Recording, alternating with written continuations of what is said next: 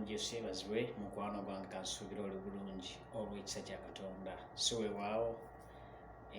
Omanyi oluyimba lugamba nti ne mu ntaana yasigala nga ye Mukama, ne mu nnaku ennyingi, mu bizibu ebingi, omulimo nga guweddewo, omwami ng'akukyaye, amaka nga gassaanyeewo, omulimo nga gugenze, mwana wattu asigala nga ye Katonda.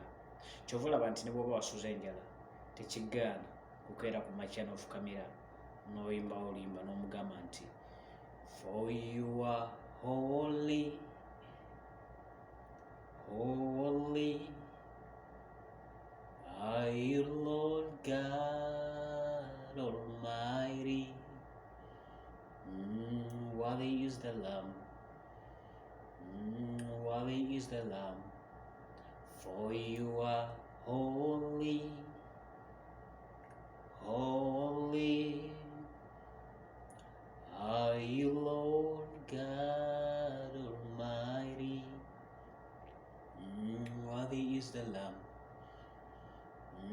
worthy is the Lamb. Amen. Do you know why? Omanyi lwaki?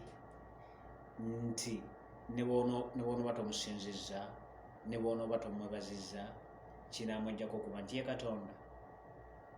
Therefore mu buli mbeera asigala ye Mukama era takyuka.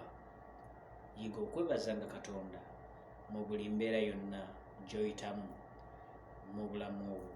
Oyimbanga olimba n'ogamba nti amaziga gabaawo kiro, essanyu lijja bukedde, Mukama kankulinde, onaakeesa obudde bwange. Amaziga gabaawo kiro mukwano gwange, naye bwe bukya Mukama agira n'akusesa. Tears are for a night, but joy comes in the morning. N'olwekyo tobeerangaawo n'olabanga obulamu obuweddewo. Nedda, Yobu agamba nti wakyaliwo essuubi nti omuti bwe gutemwa guddamu ne guloka nate. Kkiriza Katonda ku lw'ebyo ebigaanye olwaleero, Mukama okubikola olunaku olw'enkya. Your tomorrow, believe God that it's gonna be greater than your today. I love you.